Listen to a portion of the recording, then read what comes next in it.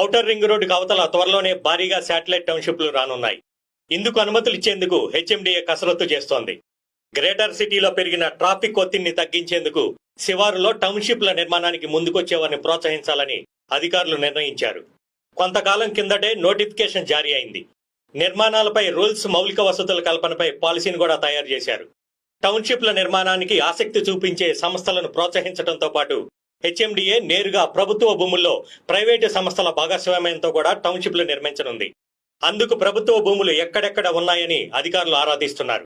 Satellite టౌన్షిప్లు పెరిగితే city మరింతగా విస్తరించనుంది.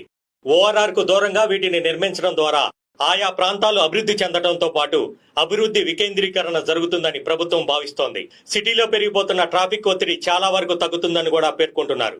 Outer శివారులో టౌన్షిప్లు నిర్మించే వారు కనీసం 100 ఎకరాల భూమి కలిగి ఉండాలి. ఔటర్ కు కనీసం 5 కిలోమీటర్ల దూరంలో